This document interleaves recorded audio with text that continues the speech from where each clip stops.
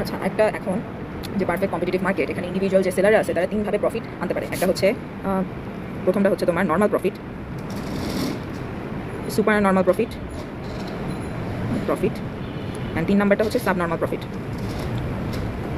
এই যে আমার নর্মাল প্রফিট, এটা হচ্ছে তাদের লং টার্ম পর্যন্ত থাকবে, আর এই দুইটা এটা হচ্ছে শর্ট টার্ম। এটা পরে একবারে গ্রাফ দেখে বুঝাবো। সুপার নর্মাল প্রফিট বেসিক্যালি হচ্ছে এক্সট্রা প্রফিট, যেটা sub normal profit is basically loss, আর কিছুই না। ঠিক আছে, এখন আমি যদি কার্ভ দেখি, প্রথমে বলে দিচ্ছি মার্কেটে হচ্ছে আমার কি প্রাইস ফিক্সড। সো এখানে কোনো ইন্ডিভিজুয়াল যে সেলাররা আছে তারা হচ্ছে মার্কেট ইনফ্লুয়েন্স করতে পারে না। মার্কেটে যে প্রাইস আছে তাদের সেই প্রাইসটাই নিতে হবে। That's why they are call price takers. আচ্ছা, এখন এটা যদি আমি মার্কেটের ইয়ে ধরি, এটা হচ্ছে কোয়ান্টিটি আর এটা হচ্ছে প্রাইস। মার্কেটের ডিমান্ড কার্ভ নিচে থাকে নেগেটিভ স্লোপ, এটা হচ্ছে মার্কেট ডিমান্ড, আর এটা হচ্ছে market supply.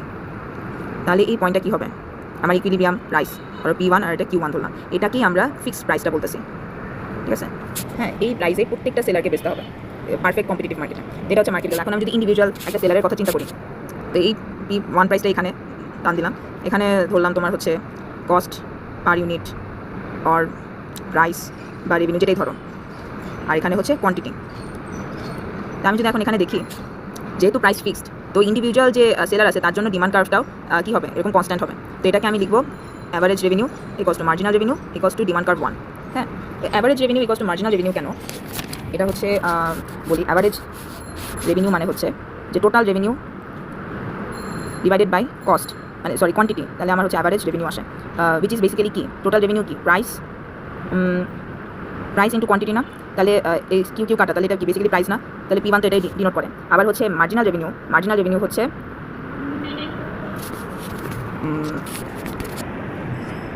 Del of total revenue divided by del of quantity, মানে হচ্ছে লাস্ট একটা জিনিস, মানে লাস্টের একটা আইটেম সেল করার জন্য আমার টোটাল আমি কত পাচ্ছি, সেটা হচ্ছে মার্জিনাল রেভিনিউ।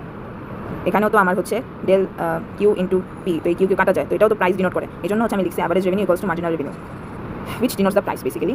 এখন যে কার্ডগুলো আছে দেখবা, সেটা হচ্ছে একটা হচ্ছে তোমার অ্যাভারেজ টোটাল কস্ট, এটা কাইন্ড অফ এরকম হয়। এখন জিজ্ঞেস করেন এটা এরকম দেখতে কেন, কারণ আমিও ঠিক মতো জানি না। তারপর আরেকটা হচ্ছে মার্জিনাল কস্ট। এখন যে জিনিসটা আমাদের খেয়াল রাখতে হবে সেটা হচ্ছে অ্যাভারেজ টোটাল কস্ট, এটা কি অ্যাভারেজ রেভিনিউয়ের নিচে নাকি উপরে। হ্যাঁ, এখন নিচে থাকলে কী হবে আর উপরে থাকলে কী হবে।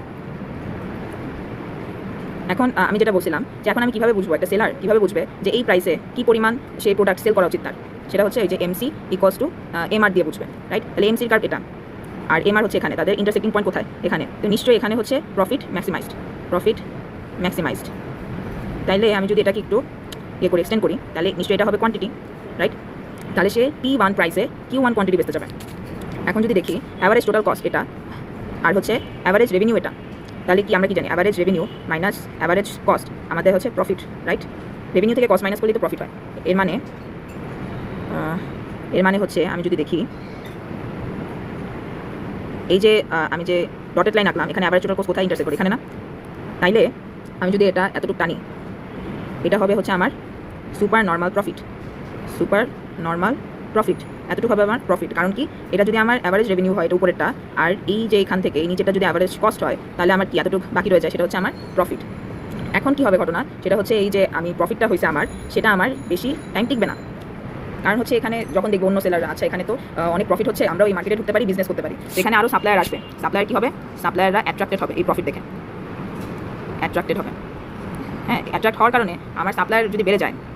এখন দেখো এখানে যে আমি যদি উল্টা দিক দিয়ে দেখি, এই যে অ্যাভারেজ টোটাল কস্ট এমসির সাথে যে ইয়ে করলো না, এটা তো এখানে না, হ্যাঁ, এখানে যদি আমি এক্সটেন্ড করি, তারপর এটাকে যদি এক্সটেন্ড করি, তাইলে এই যে মার্কেটে দেখো, মার্কেটে কী চেঞ্জ আসবে, মার্কেটে তখন যে ডিমান্ড কার্ভ দেখতেছো না, এটা হবে আমার নতুন সাপ্লাই কার্ভ। এটা ধরো S1 ছিল, এটা হচ্ছে S2 সাপ্লাই কার্ভ। তখন কি হবে, Q1 থেকে Q2 হবে, এটা ধরো Q3 দিলাম, আর এখানে হচ্ছে তোমার Q3 থেকে Q4 যাবে। এর মানে হচ্ছে আমার যে এক্সট্রা প্রফিটটা হয়েছে, এই যে সুপার নর্মাল প্রফিটের জন্য অন্য সাপ্লায়ার যে অ্যাট্রাক্ট হয়েছে, এই বিজনেসে ঢুকছে, তখন কি হয়, আমার এই যে মার্কেট সাপ্লাই কার্ভটা শিফট করে যায়, S1 থেকে S2 কার্ভে যায়। হ্যাঁ, তখন হচ্ছে আমার কি হয়, প্রাইসটা কমে যায়, যার ফলে হচ্ছে আমার যে প্রফিটটা ওটাও হচ্ছে কমে যায়। তো আলটিমেটলি সুপার নর্মাল প্রফিট থেকে আলটিমেটলি নর্মাল প্রফিটে চলে আসে। আচ্ছা, গেল এই পার্ট গেল। এখন যখন আমি যেটা বলছিলাম তোমার অ্যাভারেজ টোটাল কস্ট, এই কার্ভটা আমার খেয়াল করতে হবে, এটা কি উপরে আসে না নিচে আসে। এখন যদি আমি উল্টা কেস ধরি, এখানে আগে আমরা মার্কেটের কার্ভটা এঁকে নেব, আগের মতো আবার আঁকলাম। এটা হচ্ছে তোমার ডিমান্ড কার্ভ, এটা হচ্ছে সাপ্লাই কার্ভ, আর এটা হচ্ছে কিউ, এটা হচ্ছে পি মার্কেটের জন্য। তারপর এখন এই যে এটা হচ্ছে P1, এটা হচ্ছে Q1, তাহলে এখানেও P1, এটা হচ্ছে মার্কেট, আর এটা হচ্ছে ইন্ডিভিজুয়াল।